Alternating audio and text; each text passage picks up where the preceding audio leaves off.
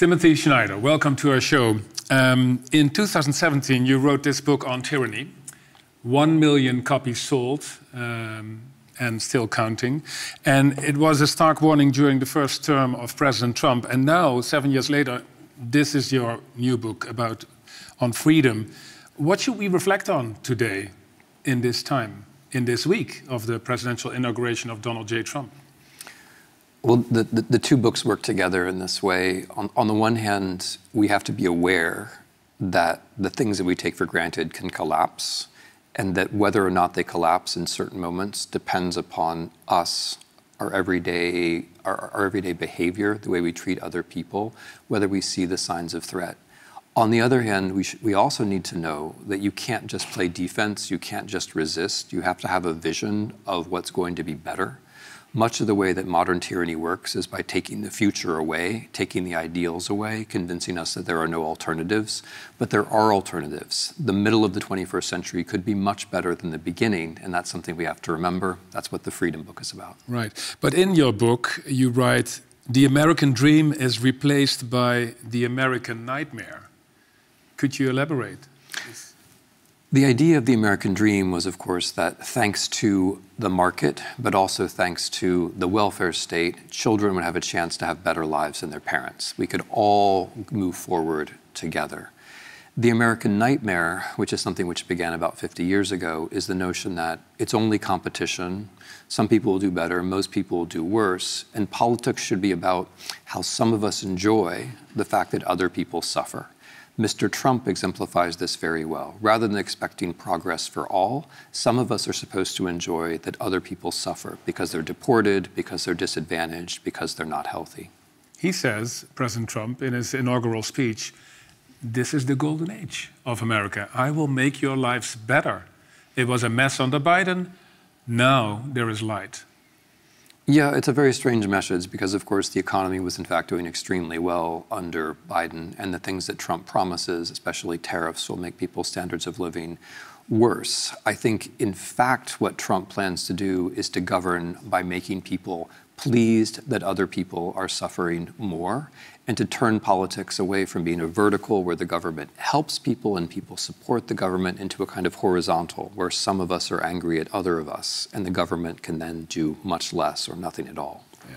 Is there anything new in his speeches? I mean, has he said it during the campaign? Everything that is happening right now, for example, the release of the people who stormed the Capitol on January 6th, 2021, that was all announced already by him. Yeah, I mean, that's exactly right. If you listen to him, all of this is utterly predictable, so it's not surprising, which isn't to say that it's not morally shocking. The fact that he pardoned 1,500 people who committed some of the worst crimes in the history of the United States is shocking. And of course, it's also dangerous because what he's saying is that if you commit crimes for me, including high political crimes, I will pardon you. And in that way, he opens a huge gap in the rule of law and creates the possibility for a kind of Trump paramilitary.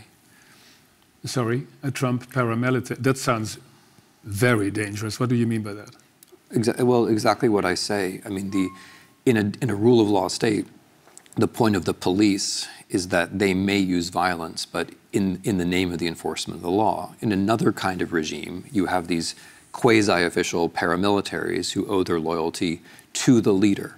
On January 6, 2021, people attacked the American Capitol because of a leader. And now that person is saying, treat me as your leader, follow my orders, don't worry about the law. It almost reminds us here in Europe, and maybe other people as well, of the groups that were organized, for example, by Mussolini in Italy. Well, I think is there a reference?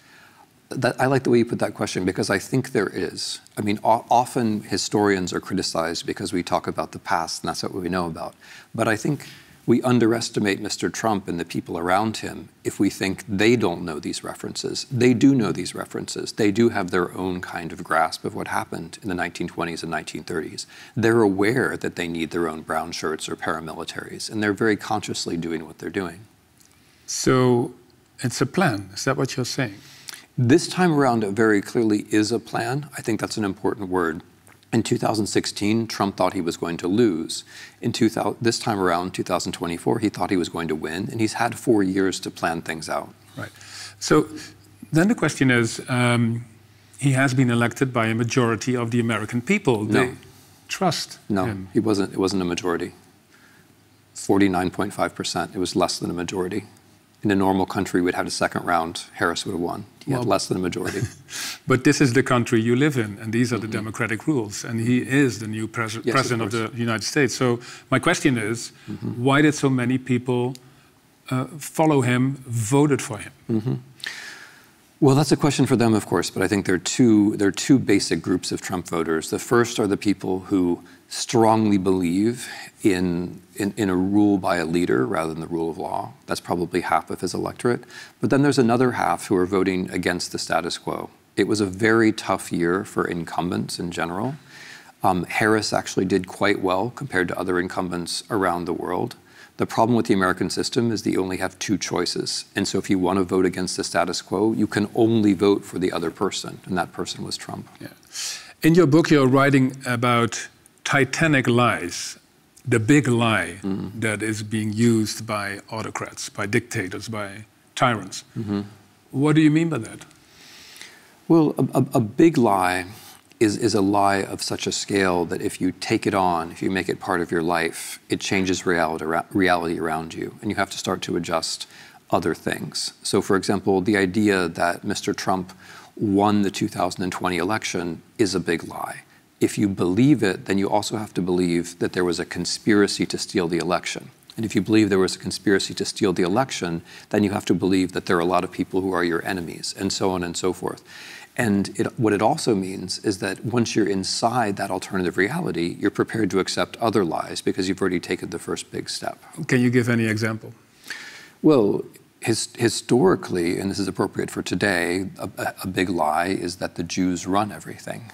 Right? This is a historical big lie. Once you accept that conspiracy theory, you're prepared to do other things. In the United States, if you accept that the Democrats are not a political party, not an opponent, but they're an enemy who steal elections, then you might be prepared to treat them in unusual ways. There is another term that is alarming that you use. Pseudo-populism normalizes the oligarchy, as you write. Could you explain this? Yeah. So populism has a bad name, but populists at least promise things to people. By pseudo-populism, I mean the idea that I'm going to promise you that other citizens are going to suffer more than you are. So rather than all of us improving at the same time, you are going to enjoy the spectacle of other people suffering. And the way this works together with oligarchy is that as you get the oligarchs close to power, as we certainly have in the case of the United States now. Elon Musk, Jeff Bezos, Amazon, Tim Cook, Apple, all those are... Well, those are different. I mean, Musk is probably the most important person in the new regime. The others you mentioned are just adjusting, whereas Musk actually is in power.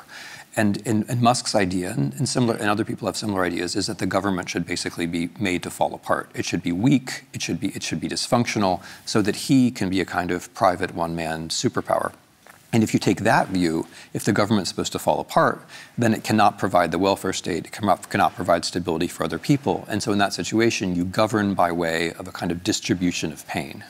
Who's in charge in Washington, in your country? Is it President Trump, or is it a businessman, Elon Musk? In my view, Musk is more important because Musk is the one who actually has the money. I think people underestimate how the difference between $400 billion and a few $billion. Trump has never really had money until perhaps recently with his meme coin escapade, whereas Musk actually does have money. It wasn't Trump who paid for the campaign, it was Musk. And it's most likely Musk who's going to be paying for the various campaigns against people who oppose Trump. Yeah. You coined this word, the Trumpo-Moscovia. Trump, Moscow, Musk. What is the connection there? Well, the thing to keep it's supposed to signal oligarchy, as we've just said, but it's also supposed to remind us something that the ancient Greeks understood, which is that oligarchs in different countries have more in common than they do with the other citizens of their own country. So, Anne Applebaum was on our show. She wrote a book about this. Yeah, Anne's absolutely right. I mean, if Their natural friends and also their natural rivals are the oligarchs abroad. That's where they're looking. They're not looking down as they see it on all the other citizens. Yeah. In your book, you describe 5 forms of freedom: sovereignty, unpredictability, mobility, factuality, and solidarity. I would like to focus on this, what is very important for journalists as well, factuality. Mm-hmm. You state in your book, the local press basically has evaporated in the United States. Mm-hmm. So citizens don't get the news about stuff that is really important for them where they are living. Is a company honest? Are they poisoning their surroundings? What are politicians doing? Mm-hmm. The fact that local journalism or journalism in a whole is under threat, especially also by Trump, who says that journalists are scum. What is the meaning of that? This is, I think, one of the foundational political problems in our world. When there is no local journalism, then people learn to distrust what they call the media. When people don't have facts about the world around them, they're much more likely to believe in conspiracies or in a politics of us and them. So the autocrat is happy when the press is eliminated. So. Yeah. The autocrats of today don't govern by way of facts leading to a better future. They govern by way of no facts leading to no alternatives than themselves. Right. You just came back from Davos. You spoke about your book there. You're on your way as well, as I understood, to Ukraine. You know President Zelensky very well. He was in Davos as well. And he basically said, listen, Europe, you have to step up your game. And it looks like real leadership now is coming from Trump in Washington. He can maybe help us. You know him very well. Did he choose between Europe and the United States? And is he putting his cards on Trump?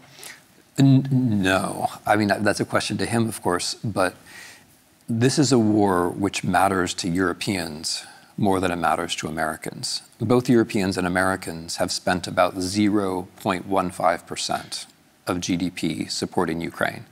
It should be more for Europeans. It should also be more for Americans. I think what Zelensky is trying to say is that it could go either way with Trump. We're hoping he'll make some kind of breakthrough. But if he doesn't, then the Europeans have to step up. But this is something that I think Europeans should be thinking of. I really worry that Europeans say, oh, well, Biden's good, he'll do more, so we can do less.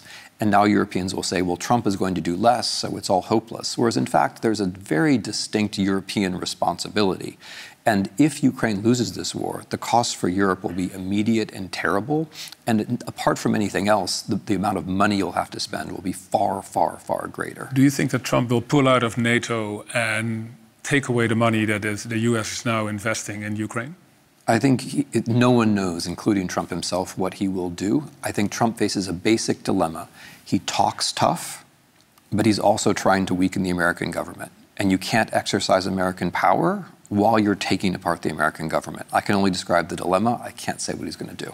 After this first week of the presidency of President Trump and everything we have seen happening, what do you foresee for the future of your country?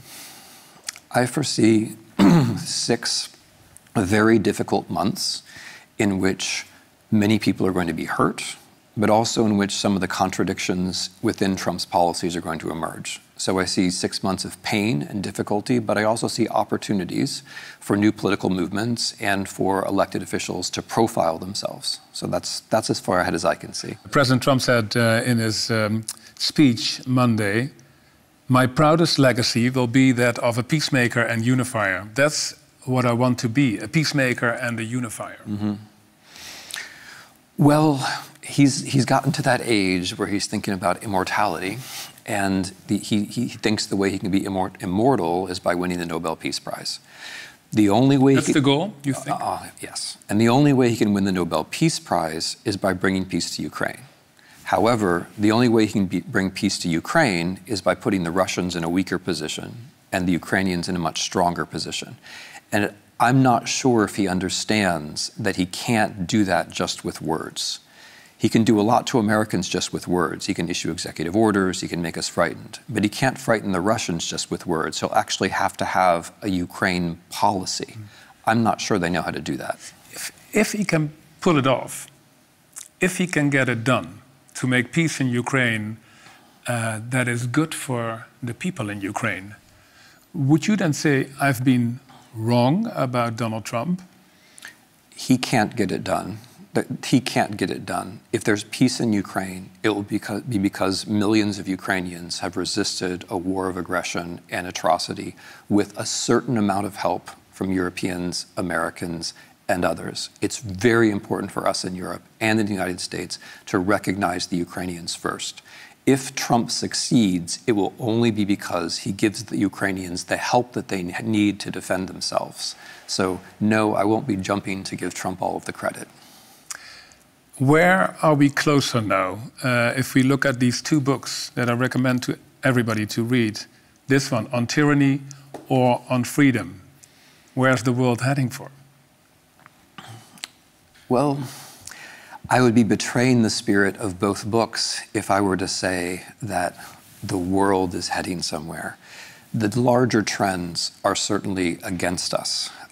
The countries that are free are becoming less free, and there are fewer free countries all the time. But whether or not we can be free, in my view, depends upon our ability to imagine a future which is better than the present. And that in turn depends, as I argue, on the concept of freedom itself. So there are great challenges which we can identify, like tech, like inequality, like global warming. And there are concepts and ideals which can help us to figure out how to resolve those problems in the name precisely of freedom. So we face enormous challenges, but we also, at least in Europe and the United States, have enormous resources. I think it's the concepts sometimes which are missing, and it's the concepts I'm trying to work out. Optimist? Are you an optimist? I'm a historian, and so since I'm a historian, I know that there are many more things are possible than seem to be possible, and some of them are worse than people can imagine, but also some are better than people can imagine. Timothy Snyder, thank you so much for coming to Buitenhof today. My pleasure. Thank you. Bedankt voor het kijken. Vond je dit een goed gesprek? Vergeet je vooral niet te abonneren, een like of een comment achter te laten. Dat kan natuurlijk ook. A network of dictatorships. It's not an alliance. It's not an axis. It's a group of countries who work together opportunistically.